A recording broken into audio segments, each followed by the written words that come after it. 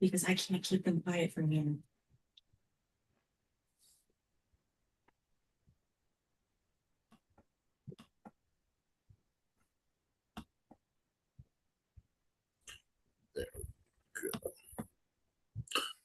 Good morning, ladies and gentlemen. Welcome into the Week 9 edition of the Sunday Sideline Report here on the SAN YouTube channel.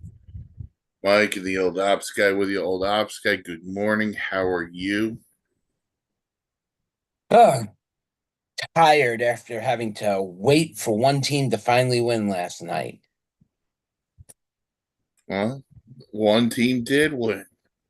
Yep. Hats off to the Los Angeles Dodgers on a well-played season. And let me tell you, special hats off to Yoshinobu Yamamoto. Threw 96 pitches the day before and came out pitched 3 innings. That's impressive. Yeah, very impressive. Well deserving of the MVP. Yes.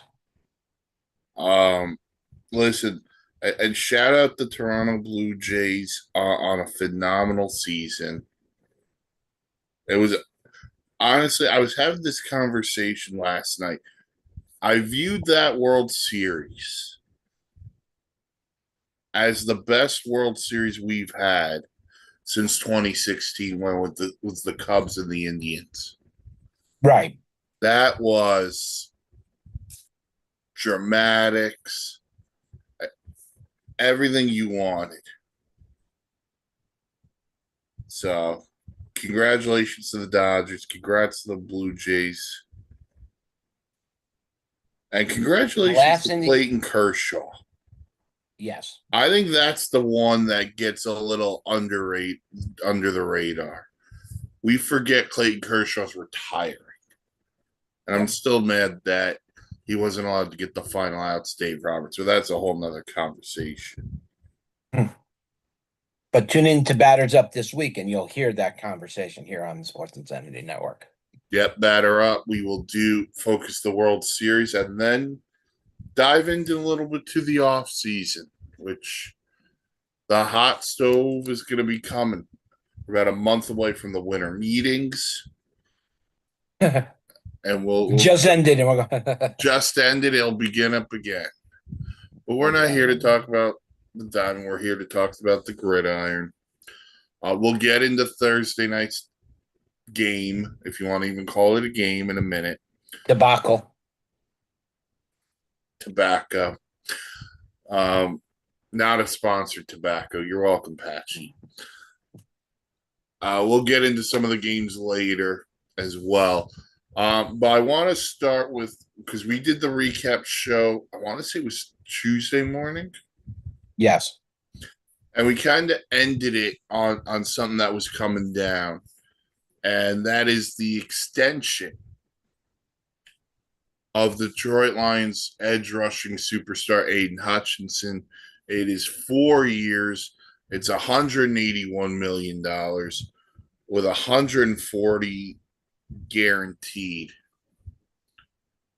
And it feels like, I shouldn't say feels like, because it's actually happening in front of our eyes. For the first time, at least in my life,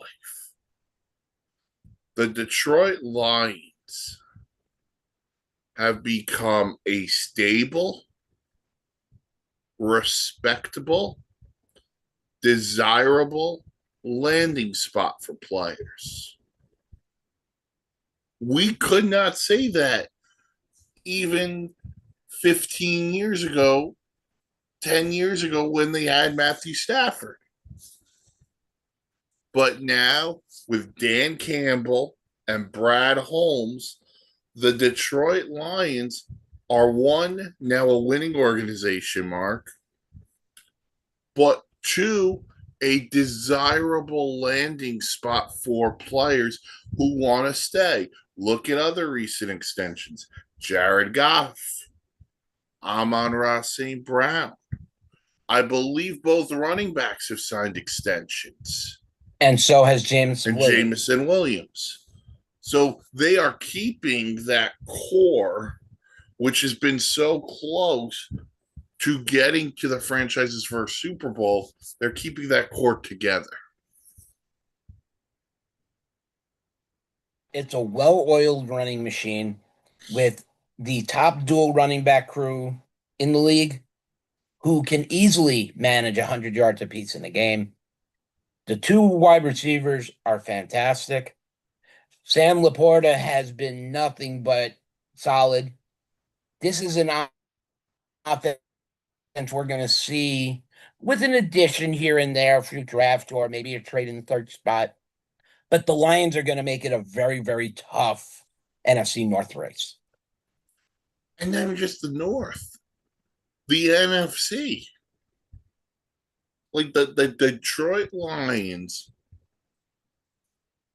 have to be considered, as long as they're healthy, What have that to team be is. considered one of, if not the biggest threat to the Philadelphia Eagles, who, by the way, still have not played great, even though they blew out the Giants last week, which, by the we can get into that conversation in a few minutes, but the Detroit Lions, all they need is a couple of pieces, and they're right there. Yep. And those couple of pieces are needed in the secondary. As the safety position and the cornerback position, it's just not solid enough. And it's kind of like a squeaky wheel. It's not always firm. And it's inconsistent. And that's when, they're trying to blitz and get Hutchinson around, but that whole center of the gridiron is open. So that's one of the things if they're going to acquire through trade, is secondary help. I know a guy named Rasul Douglas. I will give you. I will take a third-round pick for him if you want to offer that. I don't think he's worth a third round. You want to give me a fourth? I'll take fourth. All right. So yeah, the Lions keep Aiden Hutchinson. They're keeping that nucleus together, becoming a powerhouse in the NFC, which is something that has not happened. I'm going to say neither of our lifetimes. Although you got to see Barry Sanders, so Wow. Barry Sands was a different running back. That guy had hinges for legs. Oklahoma State legend Barry Sanders. All right. So we will have more Lions talk, I believe, because I believe we'll cover their game today. Against Minnesota. They're playing Minnesota. I did put that on the rundown. Yes, you did. Thursday night happened.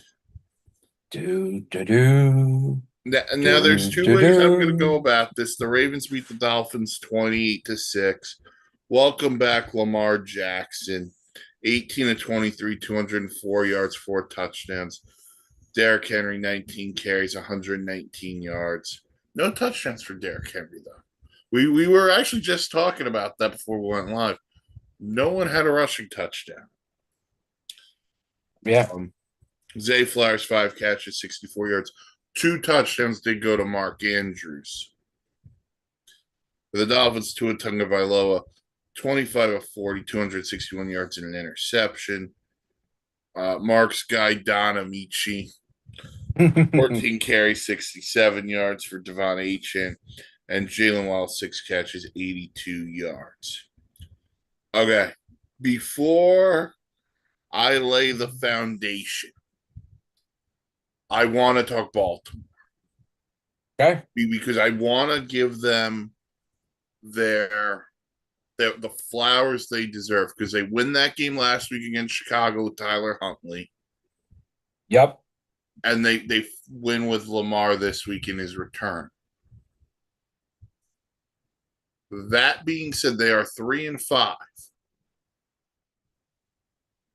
And the door is still wide freaking open for them to win the AFC North, because the Pittsburgh Steelers do not beat good teams. No. And so if Baltimore, by the way, that defense was pretty good Thursday night. They were pretty good last week against the Bears. That defense is starting to find it. Lamar's healthy.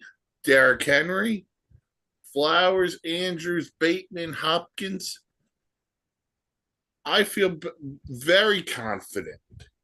And the team that I picked to go to the Super Bowl is starting to feel it right now, and that's the Baltimore Ravens. You know, it's great to see Lamar back. You know, I'm glad he didn't miss more time because he's an exciting player to watch. You know, the way he moves on the field. No offense to my good friend and little brother right here, but when it takes only 23 attempts and 204 yards and you throw 4 touchdowns, what are the Miami Dolphins, Mike? Please enlighten us. Oh, I'm John. But yes, hats off to Baltimore and in a very impressive win. I'm John Locke in this. You know what? I got to enlighten people on what a bad football team looks like. I mean, all you've got to do is watch any outside of the Falcon game. You just watch any Dolphin game, and you're going to watch a bad football team. Look, this team. I didn't have high hopes. I thought maybe they could hang around and contend for a wild card. But the writing's on the wall. This is over. Like, throw the sticks of dynamite, blow this thing up, man. Like, there is so many issues with this team that, and at times it just looks like they don't care. And there are other times where it's, yeah, we're gonna play our rear ends off. The first half against Baltimore was actually pretty good. They just couldn't score a touchdown. Quite frankly, though, the name of the game is you have to score touchdowns. Look, I've always been a Tua guy. I've always been a Tua believer. This year, let's just say the battleship has sunk. And he doesn't just sink it with his play. By the way, 11 interceptions through 9 games is not good. No. It's not even the fact that he is this one read, let it rip guy. And he doesn't even have the biggest arm to begin with, which I never cared about. But it's the stuff post game that is really, really said to me, you know what? I'm kind of done. And a couple of weeks ago, he's throwing teammates under the bus because they're late for team meetings, or rather, players only meetings. Which, how many of those do you have to have? Mm-hmm. Or it's Thursday night on a key 4th-and-1 play. One of the offensive linemen jumped for a false start, and Tua says post game, well, the Ravens fans in the building were making a lot of noise. It's nonsense. It's nonsensical. It's bull jive. It's stuff that shouldn't be said. And you comp that with a coach who, I don't know if the guy knows how to make an adjustment or not. This offensive genius, who the first 2 years was lighting up scoreboards, everyone's having fun. The Dolphins are doing team celebrations. The last year and a half, it's been hogwash. I can't believe I just used the term hogwash. But and live too. and live. Hogwash John Locke, you're welcome, Patch. The problem for me, Mark, is this team was so one-dimensional. It's built on speed. So whether it was Tyreek Hill over the top, Jalen Waddle over the top, or Raheem Mostert or HN just running by everybody, there hasn't been a physical adjustment. And you know how I know this team's never adjusted? Because at 4:25 today, I'm going to watch a team that is adjusted. The Kansas City Chiefs had Tyreek Hill in their building. They were built on speed. They were need for speed. They were a NASCAR race. And you want to know what happened? They said, we're going to trade Tyreek Hill. We're going to actually change the identity of our football team. We're going to go from a track meet team to a physical football team because we're going to want to run the ball down your throat.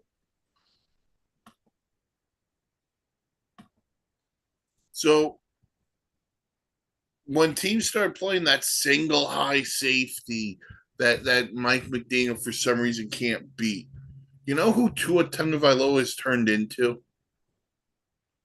Tua has turned into the Hawaiian version of Jimmy Garoppolo. And people are probably sitting there thinking, I'm joking. I'm not joking. Go back and watch how Mike McDaniel coached Jimmy Garoppolo.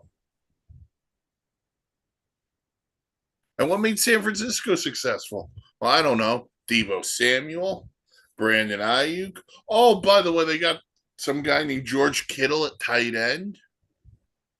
Oh, and they got this guy McCaffrey. He runs the ball really well. Oh, and on top of that, they had an offensive line. The Dolphins don't have those things. That's why Chris Greer was forced to say mutually agreed to part ways, which is still the dumbest freaking term in all of sports. You were fired. Say you fired him. By the way, if you want more of a rant like this, Thursday night after the game, I did the same exact thing on the same damn exact YouTube channel. Check it out after you watch this. Chris Greer out. After this season, I know the reports of Mike McDaniel staying for the season. Fine. Black Monday, his ass better be cleaning out his office. Tua, go avoid a flying frying pan and cut his ass too. I don't care about the dead cat. This team needs a culture change. They need an identity change. And they may want to change their name from the Miami Dolphins to the Miami Whales. I don't know. That's how much of a change they need. This team has not won a playoff game since 2000. I was 7 freaking years old. But the most important thing this team has become is irrelevant. They have been irrelevant since the days of Dan Marino.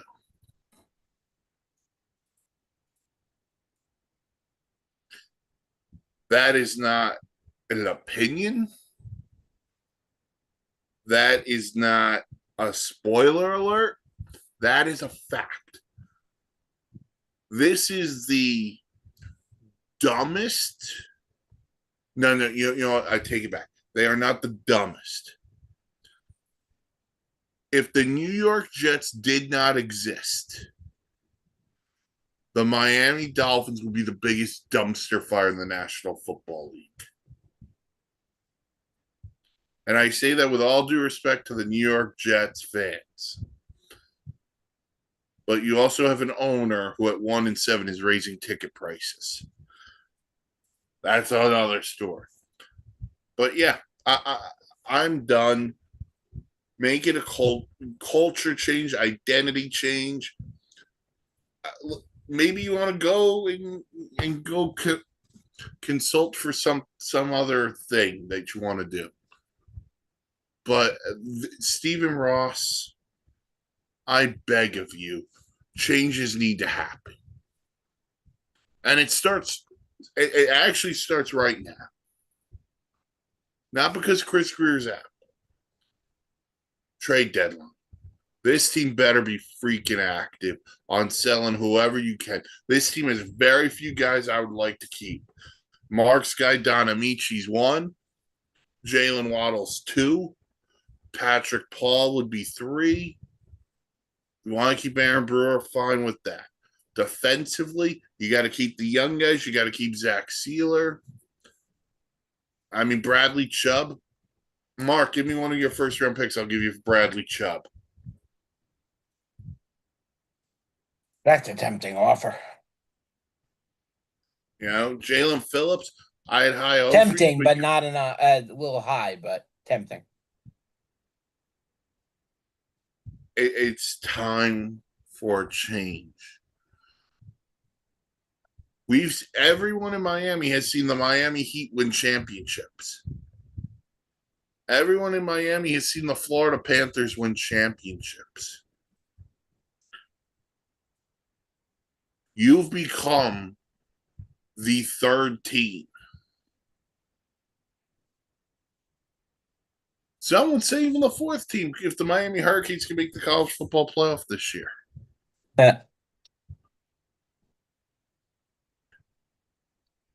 It's time. And you're picking a really good opportunity right now to start over for this reason. The Bills own your ass.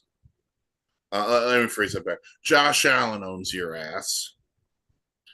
And now the New England Patriots look like they're back in play with Drake May. So now you can allow a new coach, a new quarterback to develop. Oh my God, it's a concept. Stephen Ross, if you are not active, if this team doesn't do anything by Tuesday's trade deadline, I'm going to send a massive message, whether it's through this platform or I call Ghostbusters. I haven't decided which one I'm going to do yet. I feel for Mike and everything he's had to say because the last 30 years for me, I've been to the playoffs. We've won a playoff game. The Dallas Cowboys have not been in the Super Bowl since 1995. So let's call it what it is. But if there's one thing Mike is passionate, loyal, yeah, he'll be back next year going through the same motions. Preseason, the draft, just like I will. If anything, Mike has described what a loyal fan is because as much as he's saying it needs to blow up, he wants to blow it up to make it better so he can keep watching. That's what makes a fan a fan. And by the way, we want to talk about the L word. Up until recently, we both root for the freaking Knicks. And we know how much of a crap show that was. Yes, tune in to the 6-Man Up on the Sports Insanity Network podcast. Tuesday nights coming at you. Me and Danny Boy Reginald. All right. Yeah, so tune into that. Basketball season just getting underway. I believe the college season's getting underway too within the next week or so. Yeah, you and Corpus Christi can do the tournament this year. Yeah, no. All right. So I brought it up. Tuesday will be the NFL trade deadline. There have been some deals that have gone, or some minor deals have gone down. There was a deal yesterday, Ravens, Eagles. Jair Alexander, the former Packer corner, goes to Philly, exchange for a 6th-round pick. The question is if he's healthy or not. If he's healthy, if he's healthy, that's a steal for Philly. He was good. Yeah. When he was in Green Bay, He was a good cover corner, Yeah. and he got respect from quarterbacks to throw out his way. So yeah, if he's healthy, this was a steal for the Eagles. Yeah. So we'll see what happens there. But there's some other names, some other things we're watching. Jacoby Myers of the Raiders looks like he's a guy who's going to be gone. I mentioned the Dolphins, Bradley Chubb, Jalen Phillips. Essentially, most guys are on the table, including Adam Schefter had a report last night, Jalen Waddle. But there's a caveat: the Dolphins want at least a first-round pick, but he says that's highly unlikely. So we'll see what happens by Tuesday, 4:00. One guy who, according to Diana Racine, won't be moved is Myles Garrett, who should have just been traded this off season, but decided to stay in Cleveland after he requested a trade. 5 sacks last week in the Browns loss. Well, Jerry's spoken openly about the deadline. He's talked about, potentially doing something, although what it is, I have no idea. We've heard you hear the usual big name rumors from Myles Garrett to ridiculousness. The Cowboys are in attention because of what they acquired from Micah Parsons. Right now, Jerry Jones has a couple of first round picks that he acquired that he can play with. And with Dallas's pick compensation, he has an opportunity to do something. Where does it need to be done? It's one of two places. When I saw Jair's Alexander win, I was pissed. I would have loved him down in Dallas, just give some experience. But it's the And with secondary for Dallas. Trayvon Diggs out, that would be nice. Yes, now for the next 4 games. In the second, I mean, you got to get somebody for this defensive line that literally could not stop anything if it was coming at it. A little toddler running in a diaper would get through. That's how bad this defensive line is. Kenny Clark was brought over to help improve it. He wasn't going to fix the whole line himself. They needed the Matthew Smith experiment is over. Okay? I liked the pick when he was the first round pick a few years ago. He is not developed into the player he should have been. It's time to say goodbye to Mazzy. The question is Dallas going to get one of the big coveted names? No. If Dallas was over 500, I would say then, yeah, Jerry would make a move to see if he can get someone like Myles Garrett. Dallas will do 2 small things. Both of them be defensively. I would definitely say either both secondary or both defensive line. That's what Dallas needs to fix. The offense, if they can get somebody for the O-line because they've been having a lot of injuries, that would also be amazing. But most teams are not really willing to trade their offensive linemen right if they're having a good season. So offensive linemen probably be after the season, but the offense is fine. There's nothing wrong with the Dallas offense. So yeah, and especially with CD Lamb now healthy. yeah, you got Pickens and Lamb, and now they're dressing the same. With the ski mask. So they only thing that tells them apart is their number. So they don't know who's who. I don't ask. I have no idea. Trade deadlines in 2 days. The teams that I expect to be most active: the 49ers, the Patriots, to try to pick up and build on what they have. And believe it or not, I'm going to say even Indianapolis is going to go for something. And I think it's going to go for the secondary and the safety position. Those are the teams I think are going to be the most active. I'm saying Dallas will do something. I don't think it'll be a slam dunk change. I'm with you on New England. I kind of wonder about a couple of teams. One team I'm curious about are the Bengals. What's the direction? If they win today and they go to 4-5, are they in that mode of maybe we can get a piece to help us, and then Joe Burrow comes back in a month? Or is And it that's the biggest word, if. if they lose, does it say, okay, certain pieces can go, we'll hold Joe out for the rest of the year, and then we're going to replicate going into next year, reload a little bit with the draft compensation. So Cincinnati's a team I'm watching. From a seller perspective, the Saints, because I've They've said been the from most talked about team. but and here's the thing, Mark. I've said it, and so even on this week's edition of Wishbone, I believe. Check it out wherever you get your podcast. This team should have been blown up years ago. And the fact that it hasn't been is just a crime. You hear against Cards Against Humanity, the fact that the Saints are still who they think they are is a crime against humanity. Alvin Kamara, as great of a Saint as he is, you know where he'd look really good? Wearing Chiefs red. Yeah, but what would Kansas City have to give up? I mean, it's not a first round offer. We know that much. Unfortunately for Kamara, that's a kind of a hit at him, but it's not a first round pick move. No, but you know what, Mark? If it lands Kansas City another ring, they don't care.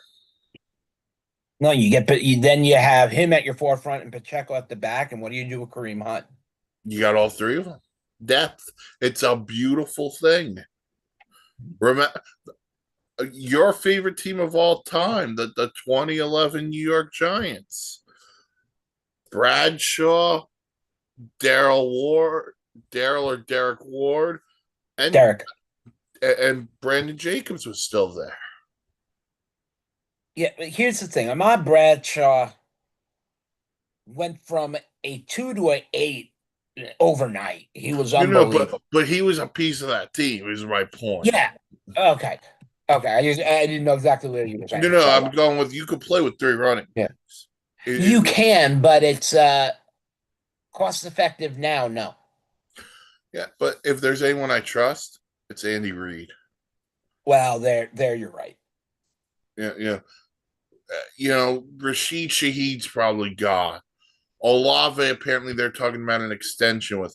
Hard to He doesn't want to leave. He doesn't want to leave. He's come out openly. Yeah. Said, I want to sign an extension and stay. He wants to be the new Marquez Colton. That's what he wants. By the way, he doesn't even have a quarterback.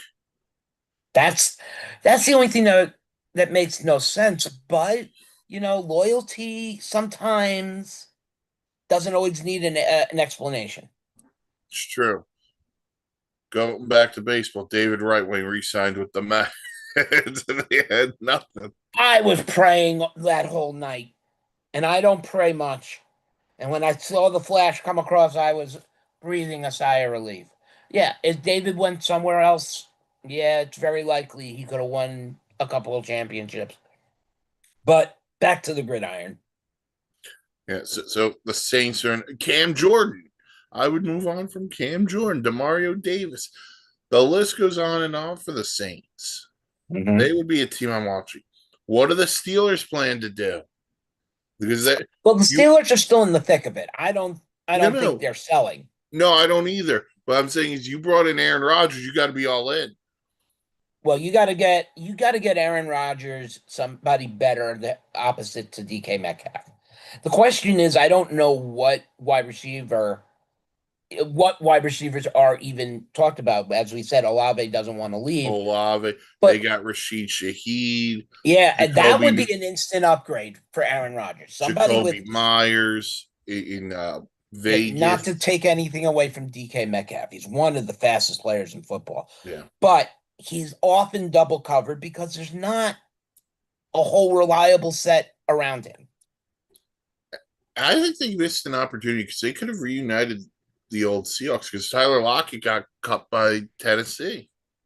Yeah. Actually, that'd be another name I'd look out for. I don't know if he's available. I don't think he's playing today. Calvin Ridley. Well, that's his name. I was going to talk about him in a minute. Calvin Ridley's name has come up over the last few days. There are a few teams I know that could absolutely use him. The For Buffalo me, Bills. you bastard. Sorry, you bastard. Ah, I may have killed Kenny. no. Yeah, no. Buffalo is exactly what I was gonna say. If Buffalo is gonna make one trade, it's to get a wide receiver. I know our friend Nate Moser, is probably punched through a wall by now or two. Sorry to Nate, but as he's a Blue Jays fan. But as a Bills perspective, Josh Allen is an absolute machine. He can do it all, run it, throw it.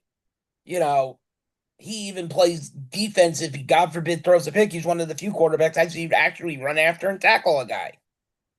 But he needs somebody else. And we've already mentioned a few names. We don't have to bring them up again. Any one of them makes the Bills greater instantly. Yeah. I think another spot where Calvin Ridley could really thrive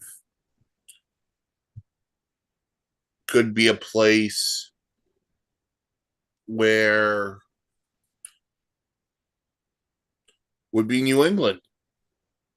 New England or Stephon Diggs, look, bringing in Stephon Diggs was great. Great move. It's worked. But outside of that, it's Keyshawn Booty and it's Hunter Henry's turned back the clock. yeah, Well, starting to look like the Hunter Henry of old lately. yeah, so I mean, deadline's Tuesday. We'll see what happens. Another team, Detroit. Does Detroit go into the secondary market like you talked about earlier? Yeah, and it would be advisable, but I don't know what Detroit has left to really give up for this year's draft. I'd have to take a Did look. they give up a first? Did they give up their first? Not the first, no, second. I think one of Mhm. their seconds are gone for next year. All right, so that's the deadline. The two biggest names are off the board. Miles Garrett's not going anywhere, according to people. Max Crosby as well, not going Mhm. anywhere. All right. Week 9, which means we're basically at that halfway point Oh, already. already. So I'm debuting something here. Oh, I'm going to debut a new segment. Mark, I'm going to call this the power rankings. Huh. From 5 to 1 right now. Give me who you think are the top 5 teams in the NFL. all right. Well, first we're going to go over to the AFC South, and we're going to mention the Well, Daniel Jones wait. led. Is this your number 1 team or your 5 team? I thought you wanted me to go 1 to 5. You want me to go 5 to 5 to 1? 1. Sorry, I misunderstood. I apologize. Shout Okay. out Genesis on misunderstanding. Okay. So sitting at the fifth spot, Tampa Bay Buccaneers at 6-2. Baker Mhm. Mayfield has done a hell of a job. At the fourth spot, you got the Green Bay Packers, 5-1-1, very strong. At the four, you got the Detroit Lions at 5-2. At three, I mean, you're gonna laugh when I put them here. The New England Patriots drop down to 2, and this is my personal ranking. And I know it doesn't always show on the standings. The Los Angeles Chargers. I don't like the fact that they're 5-3. They're better than this. And the number one ranked team is the Indianapolis Colts. Okay.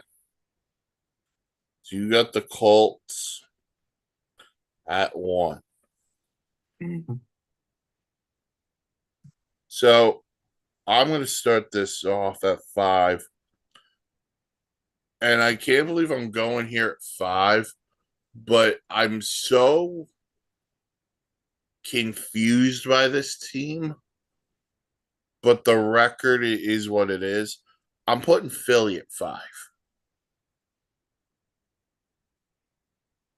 I feel last week was the Saquon breakout game against the Giants.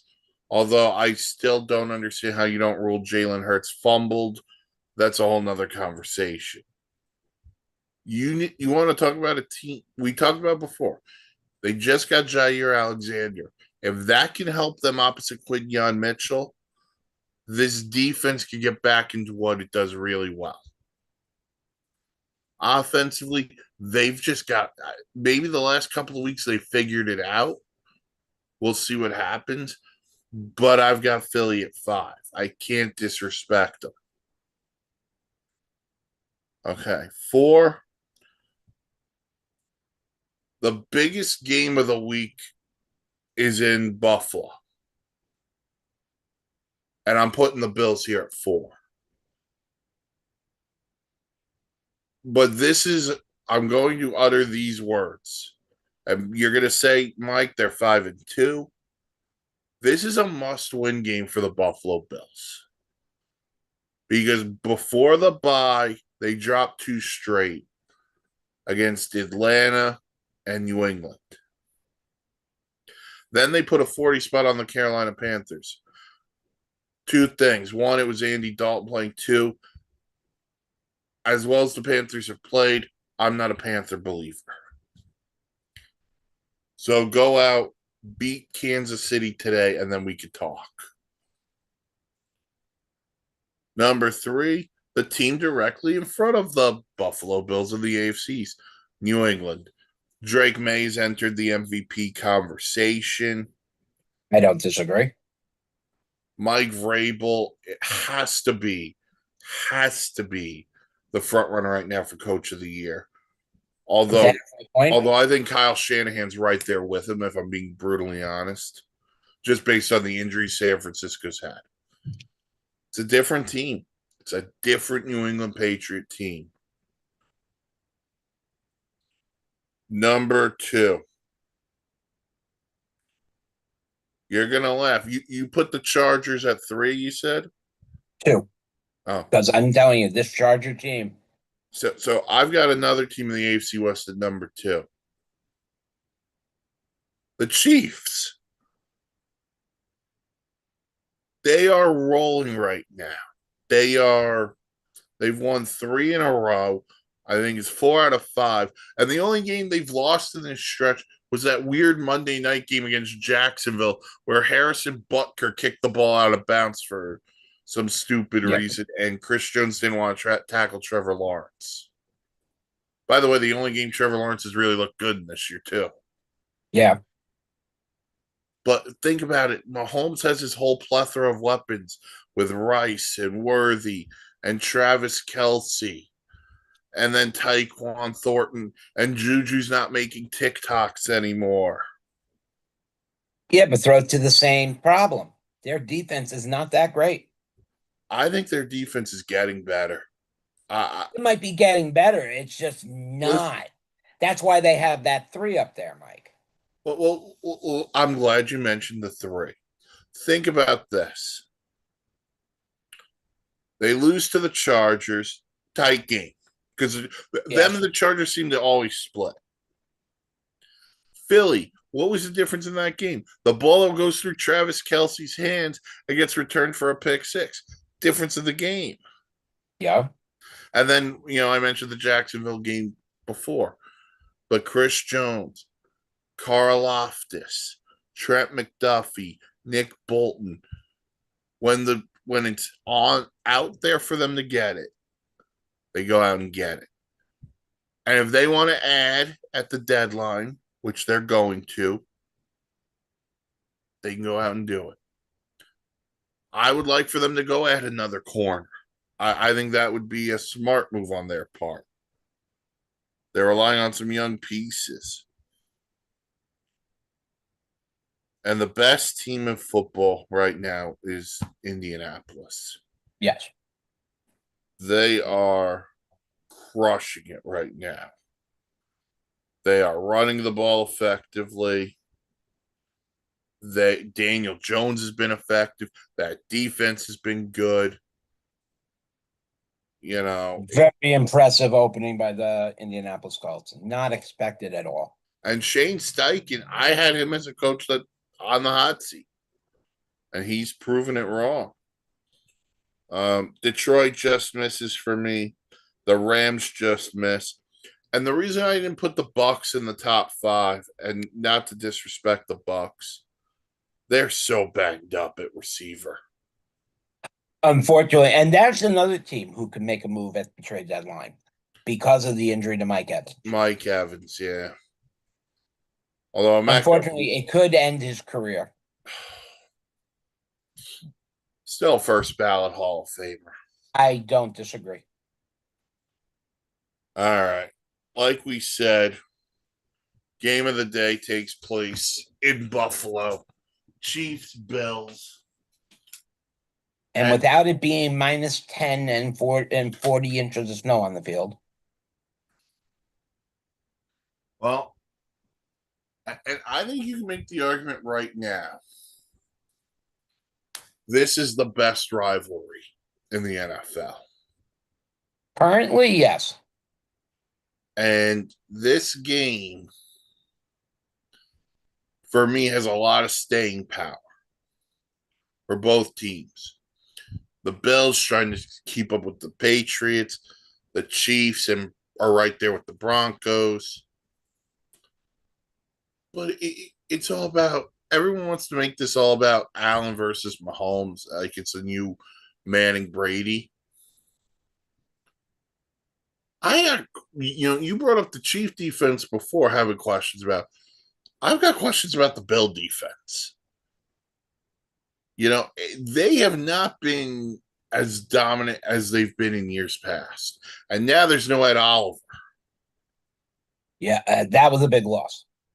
Look, Buffalo Bills have always been a thorn in the side of a lot of teams, but I don't think it's been more exciting. And Mike, I think, hit it right on the head that this is the best rivalry in the NFL. Mahomes, I mean, if you want to compare it, Mahomes, Allen to Brady Manning, I mean, that's what this is like now. This is the new real quarterback rivalry in the NFL. And it's fun. It is really great on what it is. And this will be a fun game. And I'm just going to make this comment right now. Tony Romo's going to be the third best quarterback in the stadium. Unless Jim Kelly's there, then he's the fourth. Hats off to Jim Kelly on the stuff he's had to go through health-wise over the last decade. Yeah, I don't care who you root for. That 4:25 kickoff is must. Oh, it's going to be the most watched game of the day. Will be the most watched has game to of the be. day. Because let me tell you, nobody wants to watch Seattle, Washington tonight. If anything, with the World Series being over, the NFL should have taken the opportunity and flexed this game to tonight for the ratings it would bring in. So I think network and CBS said, no, we're going to hold it. Because I think the networks are allowed to hold a couple of games. Right. I mean, it would be hard to give up this game. I mean, it's going to garnish the view of the day. But I think it would even be bigger if it was at night. Oh, it at night. Oh my God. So, I mean, as we get towards the end of the season, we'll see a lot more games being flexed that are more important into primetime slots. Like when the Miami Dolphins are 1-14, they're gonna get a primetime game. That's how it is. Hey man, they got two in like weeks 15 and 16. They got Monday night in Pittsburgh where the Steelers are going to retire Big Ben's jersey. And they got one against the Bengals for some reason. Oh. No. So the one against the Bengals will be flexed out. All right. Other games today that we got. Speaking of the Steelers, they take their 30th ranked defense and they play the Colts today. Forget that crap. Well, here's what I'm going to reverse. I'm going to retract. Because every time I say forget that crap, something happens. And I usually have to eat my words the next day. This should be an interesting matchup. I mean, the Pittsburgh defense is not playing like Pittsburgh defenses that we've come accustomed to over the Nope. years. And this is another prime time, obviously, eye advantage for Daniel Jones, Jonathan Taylor, and that offensive line that has been absolutely fantastic this year. I think this will be a big test for Daniel Jones. Mind you, I said the Pittsburgh Steelers defense isn't what it is, but they do something that a lot of other teams don't do, is they blitz a lot. And as I watched Daniel Jones in New York, when he got blitzed and he was hurried, he was the most unreliable quarterback in football. So this is a big challenge for Daniel Jones today in going out against a tough defense, a tougher defense. You're right. The Steelers like the blitz, but here's the other thing. You know what really works well against the blitz? Running the football. Who runs the ball better than the Indianapolis Colts right now? Averaging better than 140 yards on the ground. Yeah. Jonathan Taylor had, I think, 180 last week on 12 carries. Now, that's against the Titans, but Pittsburgh. Yeah, it wasn't tight that night. They sank quicker than the Titanic. But anyway, like, the Steeler defense needs a wake-up call. And if they find it this week, that'd be wonderful for them. They're celebrating the Super Bowl 40 champions today. Ironically enough, they beat the Colts to get there. So we'll see what happens. But I'll say this. I think the other thing you need to see for the Steelers, you talk about great defense. They also haven't run the ball well. No, and they don't really have the players you want. I mean, nothing against Warren and whatnot, but let's face it, they're not cutting it. Yeah, they're not cutting it. Yeah, so they need to figure that out. So you got Colts Steelers, that's another one they could have put in prime time, and I don't think people would be upset. Yeah. We got Bears Bengals today. Must-win game, both teams. Bears off that tough loss to the Ravens. Bengals, that abysmal loss to the Jets. I've used the word abysmal and hogwash patch development. This is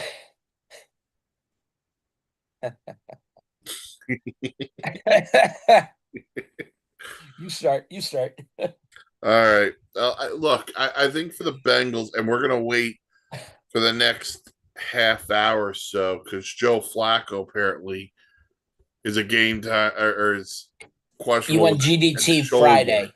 Yeah, on Friday. Shoulder issue. So we'll see what happens. If it's Jake Browning, the Bengals are screwed. Unfortunately, I agree there. I think this is like Mike said, this is I mean, obviously it's going to happen. However, it could happen in a tie, but this is a must-win game for both teams, as both teams need this win to stay alive in their respective divisions. And look, I think for the Bears, Caleb Williams has played fairly well. He didn't play well last week. This Bengal defense can't stop a nosebleed. Well, there's no DeAndre Swift. He is now out with the groin. Kyle Minogue, the rookie from Rutgers, should probably get the start. But we'll see what happens. The Jets ran for 260 against the Bengals. So the Bears might want to follow that. All right, we got the Broncos and the Texans. Texans looking to right the ship a little bit. CJ Stroud has played better over the last few weeks. Well, here's the thing. You give him time. He is still a good quarterback. It's just this line still stinks. Yeah. And they're going up against a defense. You want to talk about blitzing. The Denver Broncos. I watched it against Dallas all week, all game. Yeah, with a win, the Texans get back to 500 too. So, right. I think I see Denver winning this game because this defense is that good. Moving Denver to 7-2. And Bo Nix played his best game of the year last week. Sure did. He was Fantastic. And by the way, that was after his first pass was intercepted. It was just unlucky. It was just unlucky, but what Yeah, if you go back to the fourth quarter though against the Giants, he's been really good. Yep. All right, then we got the Vikings and the Lions today. That's a big 1 o'clock game. It's a huge 1 o'clock game. Return of J.J. McCarthy for the Minnesota Vikings as Carson Wentz has been put on injured reserve due to a shoulder injury. No surprise there, unfortunately. And look, JJ McCarthy's got to show something the rest of the season. Well, my question becomes, if God forbid something happens to JJ, who's on deck? Dante Culpepper.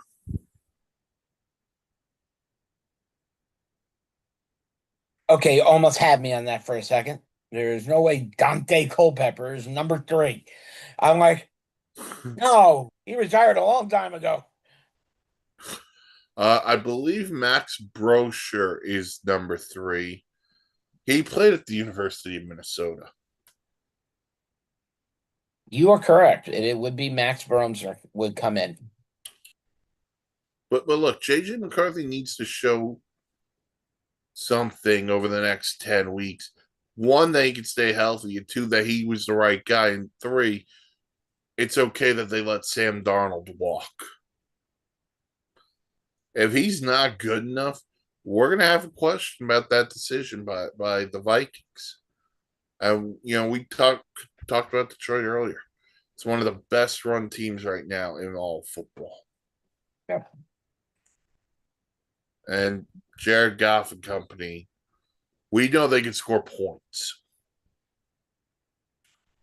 And then, Mark, you brought up the game tonight. The Seahawks go to Washington to play the Commanders. Jaden Daniels will play, but there'll be no Terry McLaurin. This Washington team before the season looked to have it all figured out. And like any other team, suffered massive injuries to their offense, losing, as Mike kindly pointed out, Dallas won against Washington because they had no receivers. Jaden Daniels is a great young talent. We know what he did last year, a step away from the Super Bowl. My question is, a lot of people are saying, was it a fluke? No, nobody knew how to stop him. Washington should not be talked about in the middle of the NFC East. This should be Washington's division. I don't care about how good the Eagles were and they won the Super Bowl. The Washington Commanders before this season was the best team in the NFC East on paper and during the preseason. And they've been killed with injuries most of this year. And you can't script that. So that's been a problem for them. McLaurin's barely played. Last week Debo had an awful drop that led to an interception. Yeah. Daniels has missed time. The offensive line has had its banged ups and up. downs. I can't really get mad at the Commanders because they've had so many things go wrong for them. Right. Seattle has been awesome. And I think they fly under the radar. And kind of like they did with Russell Wilson, they go about it, they take care of their business, and that's that. Mike McDonald has done a really good job with this defense. Sam Darnold is playing very well, and Jackson Smith and Jigba is closely, if he's not already there, he's entering that top 5 receiver conversation. Oh, top 5? How about top 3? Okay, be nice. Be nicer to him.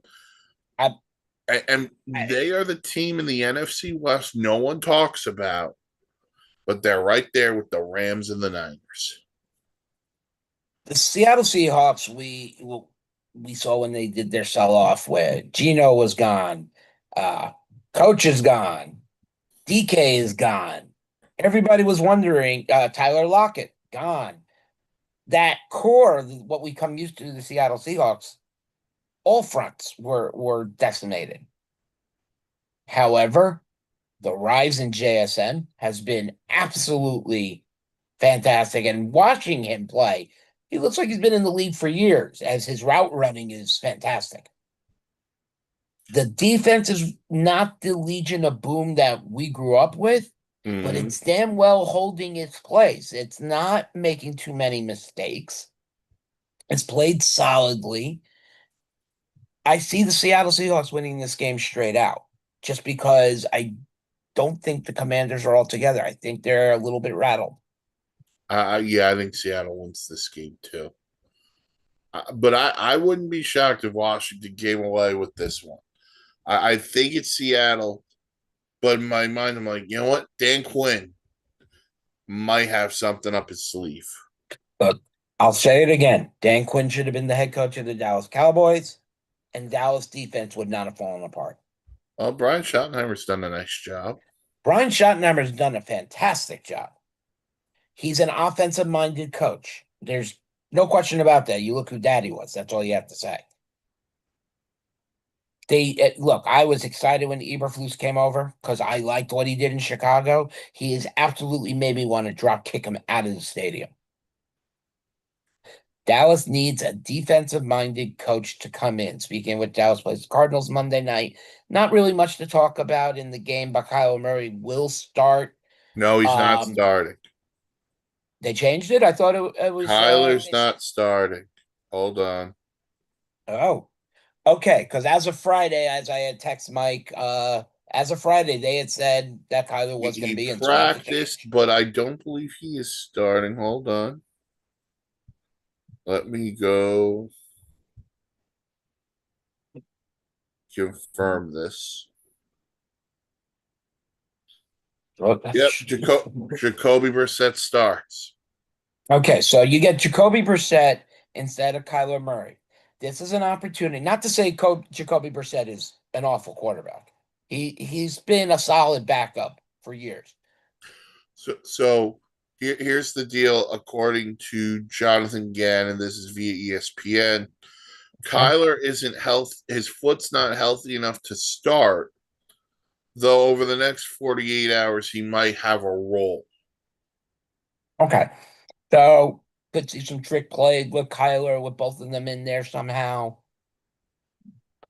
What Dallas needs to do, and they didn't do it last week, and they were on the 1 friggin' yard line. They gotta score and score early. The Dallas Cowboys are always playing from friggin' behind because this defense leaks more than a sieve. So score early, not 3 points. I don't care if it's 4th and 1. Go for it. Somebody get behind Javonte Williams, put one of the biggest ass line and push him the friggin'. If they can do it in Philadelphia, they can do it in Dallas. Just score and keep the game at a status quo that you're happy with. I think the points was 3.5. I'm sure that's going to change with Brissett now in. And look, let Dak continue to do his thing because Dak's been unbelievable. Fantastic. Yeah, I mean, 2 picks last week, but that was against the Denver Broncos. Yeah. It was the toughest defense he's faced all year, and they took it from him. They showed him how good they are. I think this will be a shootout. Yeah, this could be, I think the over is 50.5 at the moment. I don't think it's gonna go that high. I'm thinking you're talking Dallas. Well, with 24, Kyler playing, it would have been a Arizona. shootout. If Kyler was in, yeah, then I would say we're talking a different story. But with Brissett starting, I say 24-21 Dallas. As long as George Pickens gets his, I don't care. He'll get something. Fantasy purposes, people. All right. Before we close out, Mark, who you guys your fantasy player of the day?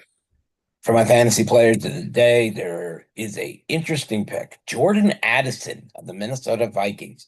Going to take advantage of this hurt Detroit secondary gonna have at least 8 receptions for 100 yards and a touchdown. You know who's really bad on defense? The New York Giants. You know who the Giants are playing today? 49ers. Give me Christian McCaffrey. If he watched what Saquon did last week, Christian McCaffrey will be hold my beer. Would Just be nice to please, see. for the love of God, MetLife turf, do not strike today. Oh God. All right. That'll do it for the week 9 edition of Sunday Sideline Report. Check us out every Sunday, 10 a.m. YouTube, Sports Insanity Network YouTube page. Like, comment, subscribe, ring the bell for the notifications. Check out the website, thesportsinsanitynetwork.com for great blogs, vlogs, planes, trains, and automobiles. Follow us on the socials, Twitter, S Insanity Real, Facebook, the Sports Insanity Network.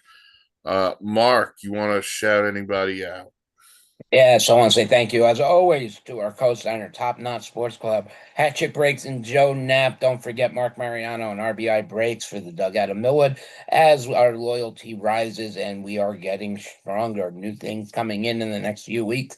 And Alexa Bliss Auto, 8 of 10, on its way to PSA to be graded, and then will be listed. You see the one-on-ones that are up, go take a look. Cards are up for sale this week on Top Notch Sports Club eBay site. Go bid. Boom. We'll talk to y'all again next week. Enjoy the football.